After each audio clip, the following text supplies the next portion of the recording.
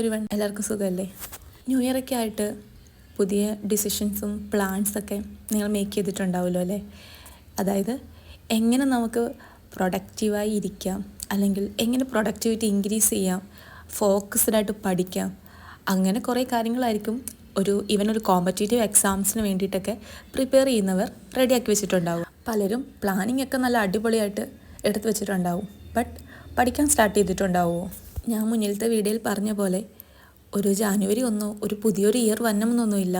നമ്മളുടെ ഡ്രീംസും നമ്മുടെ പ്ലാൻസൊക്കെ നമുക്ക് സ്റ്റാർട്ട് ചെയ്യാനും എൻഡ് ചെയ്യാനും അല്ലെങ്കിൽ ഒരു ന്യൂ ജേർണി തുടങ്ങാനൊന്നും.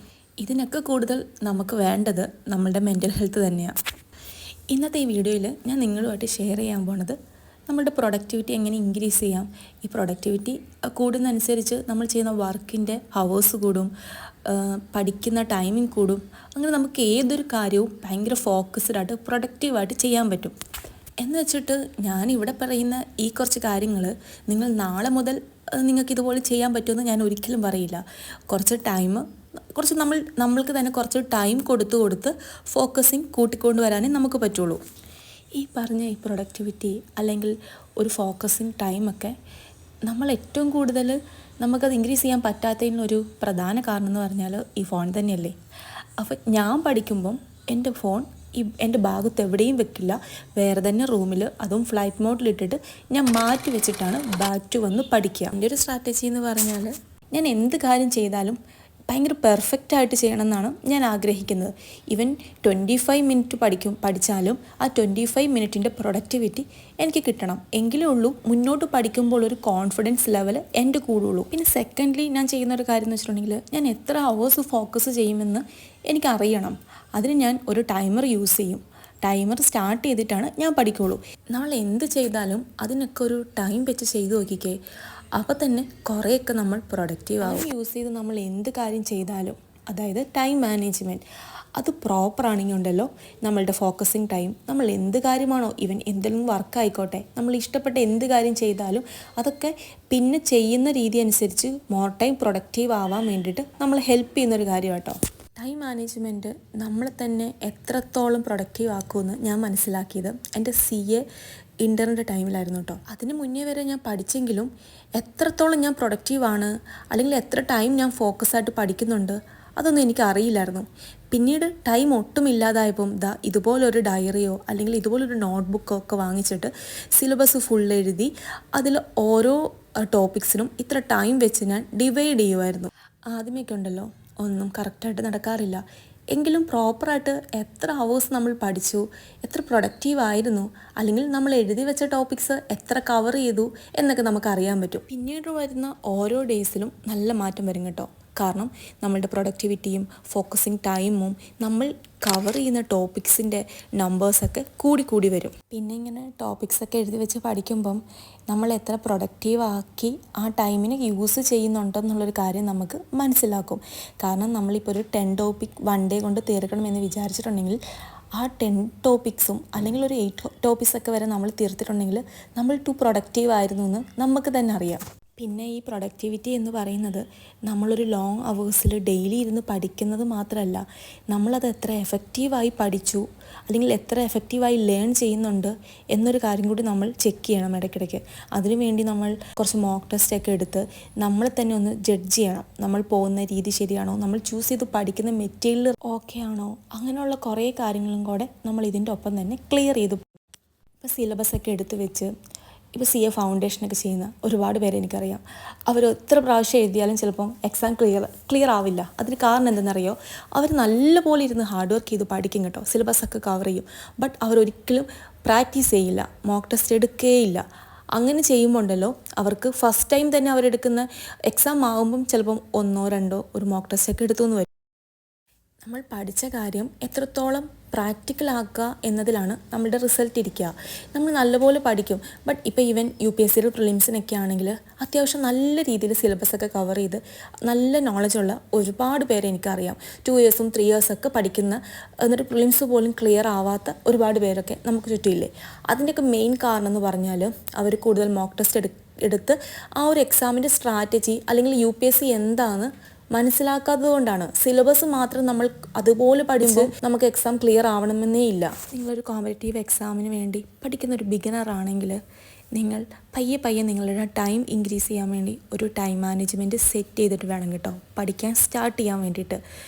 പിന്നെ നിങ്ങളിപ്പോൾ കുറേ ഒരു ബ്രേക്കിനൊക്കെ ശേഷം സ്റ്റഡീസിലോട്ട് ബാക്ക് ടു വരുവാണെങ്കിൽ ഉണ്ടല്ലോ, ഡെയിലി ഒരു 2 hours വെച്ച് തുടങ്ങിയാൽ മതി. അത് കഴിഞ്ഞിട്ട് നിങ്ങളുടെ ഓരോ ടൈമും കൂട്ടി കൊണ്ടുവരിക. അത് നമുക്ക് ഈസി ആയിട്ട് പറ്റും. ആദ്യമൊക്കെ കുറച്ച് ടഫാണെങ്കിലും കൺസിസ്റ്റൻ്റായിട്ട് നമ്മൾ മടുക്കാതെ അല്ലെങ്കിൽ തോറ്റു കൊടുക്കാതെ അത് തന്നെ ചെയ്താൽ ഉണ്ടല്ലോ ആയിട്ടും സക്സസ് എത്തും. അല്ലെങ്കിൽ ഇവൻ നമുക്ക് അറിയാൻ പാടില്ലാത്ത ആ ഒരു കാര്യം അല്ലെങ്കിൽ നമ്മളെ ബോറടിപ്പിക്കുന്ന ആ ഒരു കാര്യം നമുക്ക് എൻജോയ് ചെയ്ത് ചെയ്യാൻ പറ്റും. പിന്നെ ഞാൻ ഈ പ്രാവശ്യം കഴിഞ്ഞ പ്രാവശ്യമൊക്കെ ഞാൻ ചെയ്തിട്ടുണ്ടായിരുന്നു ഒരു വിഷൻ ബോർഡ്. അത് ഞാൻ ജസ്റ്റ് ടാബിൽ മാത്രം എന്തൊക്കെ ചെയ്യണം എന്നുള്ള കുറച്ച് നോട്ട്സ് പോലെ എടുത്ത് വെക്കുമായിരുന്നു കേട്ടോ ചെയ്തത്. അപ്പോൾ ഈ പ്രാവശ്യം ഞാൻ ഓർത്തു അത് ഞാനിരിക്കുന്ന ടേബിളിൻ്റെ ഫ്രണ്ടിൽ തന്നെ എന്തൊക്കെ വേണം. ഈവൻ എൻ്റെ ഒരു വിഷൻ ബോർഡ് എന്ന് പറഞ്ഞാൽ ഏറ്റവും പ്രയോറിറ്റി UPSCക്ക് മാത്രമാണ്. ബാക്കിയുള്ള എല്ലാ കാര്യങ്ങളും എനിക്കിപ്പോൾ ചെയ്യണമെന്ന് വിചാരിച്ചാൽ ചെയ്യാൻ പറ്റുന്ന കാര്യമുള്ളൂ. പിന്നെ എൻ്റെ കുറച്ച് ക്യാരക്ടറും അല്ലെങ്കിൽ ഗുഡ് അല്ലാത്ത കുറച്ച് റൊട്ടീൻസൊക്കെ മാറ്റാൻ വേണ്ടിയിട്ടാണ് ഞാൻ മെയിൻലി വിഷൻ ബോർഡ് ഈ പ്രാവശ്യം സെറ്റ് ചെയ്തിട്ടുണ്ട്. അതായത് പ്രോപ്പറായിട്ട് ഉറങ്ങണം, പ്രോപ്പറായിട്ട് ഫുഡ് കഴിക്കണം, പ്രോപ്പറായിട്ട് വെള്ളം കുടിക്കണം, അങ്ങനെയുള്ള കാര്യങ്ങൾ, പ്രോപ്പറായിട്ട് മെഡിസിൻ കഴിക്കണം, അങ്ങനെയുള്ള കാര്യങ്ങൾ എനിക്ക് എന്നെ തന്നെ ഓർമ്മിപ്പിക്കാൻ വേണ്ടിയിട്ടും കൂടിയാണ് ഈ പ്രാവശ്യത്തെ വിഷൻ ബോർഡ് ഞാൻ സെറ്റ് ചെയ്തിട്ടുണ്ടായിരുന്നു. നിങ്ങൾ ചെയ്യുമ്പോൾ ഉണ്ടല്ലോ നിങ്ങളുടെ വിഷൻ, നിങ്ങൾ ആരായി തീരണം, എന്തായി തീരണമെന്ന് നിങ്ങൾക്കുള്ളിലുണ്ടാവില്ലേ, ആ ആഗ്രഹം വെച്ച് മാത്രം നിങ്ങൾ ഉണ്ടാക്കിയാൽ മതി. സത്യം പറഞ്ഞാണ്ടല്ലോ, ഞാൻ മാറ്റേണ്ട ശീലങ്ങൾ എഴുതിയപ്പോഴത്തേക്ക് എൻ്റെ വിഷനേക്കാൾ കൂടുതൽ ഞാൻ മാറ്റേണ്ട ശീലങ്ങളായിരുന്നു എനിക്ക് കൂടുതൽ ഉണ്ടായിരുന്നത്. അത് പ്രോപ്പറായിട്ട് ഈ ഒരു ഇയറിൽ മാറ്റി നെക്സ്റ്റ് ഇയർ തൊട്ട് ഞാൻ എല്ലാം ഗുഡായിട്ട് കൊണ്ടുപോകണം എന്ന് വിചാരിച്ചാണ് ഇത് എഴുതി വെക്കാം അല്ലെങ്കിൽ ഇങ്ങനെ ചെയ്തു വെക്കാമെന്ന് ഓർത്തിട്ടുണ്ടായിരുന്നത്. ഇനി ഇത് ഞാൻ ഒറ്റ ദിവസം കൊണ്ടല്ല കേട്ടോ ചെയ്തേ. പയ്യെ പഠിച്ച് മടുക്കുന്ന ടൈമിൽ ചെറിയ ടൈം എടുത്ത് അങ്ങനെയായിരുന്നു ഇത് ഞാൻ കംപ്ലീറ്റ് ചെയ്തിട്ടുണ്ടായിരുന്നത്. ഇതൊക്കെ ഫ്രണ്ടിൽ കാണുമ്പം അല്ലെങ്കിൽ രാവിലെയും വൈകുന്നേരം ജസ്റ്റ് ഒന്ന് നോക്കുമ്പം ഈ കാര്യങ്ങളൊക്കെ നടക്കുന്നതാണ് പറയുന്നത്.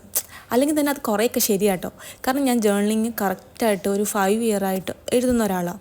ആദ്യമേ അതൊരു ഡയറി പോലായിരുന്നു. ഇപ്പോൾ അത് ജേർണലിംഗ് ആണ് 2 year ആയിട്ട്. എനിക്ക് നല്ല പ്രൊഡക്ടിവിറ്റി കിട്ടാറുണ്ട്. ഈ ജേർണലിംഗ് കൊണ്ടും എനിക്ക് കുറേ കാര്യങ്ങൾ ഇംപ്ലിമെൻറ്റ് ചെയ്തെടുക്കാൻ പറ്റിയിട്ടുണ്ട്. പിന്നെ നല്ലപോലെ പഠിച്ച് മടുക്കുന്ന ടൈമൊക്കെ ജേർണലിംഗ് ചെയ്യണതാണ് കുറച്ചും കൂടി ഈസി. അല്ലെങ്കിൽ ഫോണൊക്കെ സ്ക്രോൾ ചെയ്ത് നമ്മളെപ്പോഴും അങ്ങനെ തന്നെ ഇരിക്കുമ്പം നമുക്കതൊരു അഡിക്ഷനായി മാറും. പിന്നെ അതിൽ നിന്ന് നമ്മൾ പുറത്തെടുക്കാൻ വേണ്ടി നമുക്ക് കുറേ ടൈം എടുക്കും. വിഷൻ ബോർഡ് എന്ന് പറഞ്ഞാൽ സത്യം പറഞ്ഞിട്ടുണ്ടെങ്കിൽ ഒരു പവർഫുൾ ടൂളാട്ടോ. നമുക്ക് എന്നും നമ്മളുടെ ഡ്രീമും ഗോൾസൊക്കെ വിഷ്വലൈസ് ചെയ്യാനും അതിനുവേണ്ടി നമ്മൾ വർക്ക് ചെയ്യണമെന്ന് നമ്മളോട് തന്നെ പറയാനും ഒക്കെ നമ്മളിത് ഒരുപാട് ഹെൽപ്പ് ചെയ്യും. ഞാനിത് വെച്ചിട്ടുണ്ടായിരുന്നത് സ്വിച്ച് ബോർഡിൻ്റെ മുകളിലായിരുന്നു. കാരണം ലൈറ്റ് ഇടുമ്പോഴും ലൈറ്റ് ഓഫ് ആക്കുമ്പോഴും ജസ്റ്റ് ഇതൊന്ന് കാണാമല്ലോ. രാവിലെ ഇപ്പോൾ ഒരു 5 o'clock ഞാൻ പഠിക്കാൻ തുടങ്ങുമ്പം ലൈറ്റ് ഇടും. അപ്പോൾ ഞാൻ ജസ്റ്റ് ഇതൊന്ന് നോക്കും. പിന്നെ ഈവനിങ് പഠിച്ചൊക്കെ കഴിഞ്ഞ് ബാക്ക് ടു റൂമിലോട്ട് പോകുമ്പോഴും ഇതൊന്ന് നോക്കും.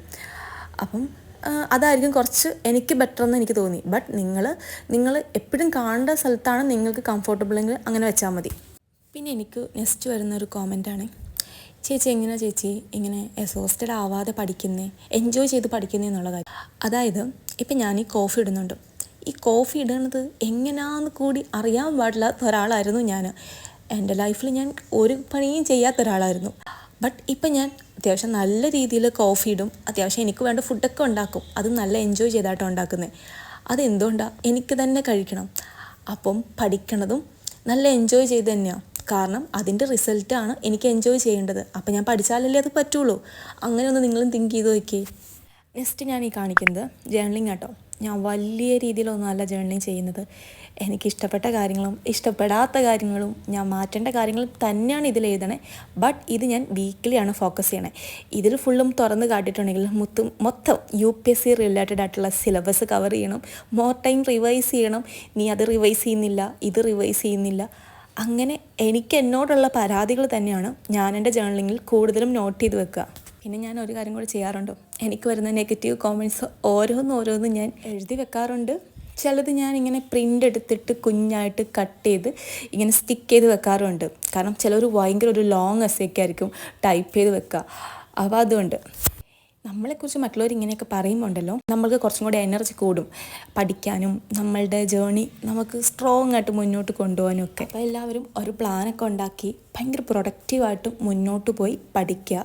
അവനവൻ്റെ ജേർണിയിൽ തന്നെ സ്ട്രോങ് ആയി ഹെൽത്തി ആയി മോർ പ്രൊഡക്റ്റീവായിട്ടിരിക്കുക. Thank you all.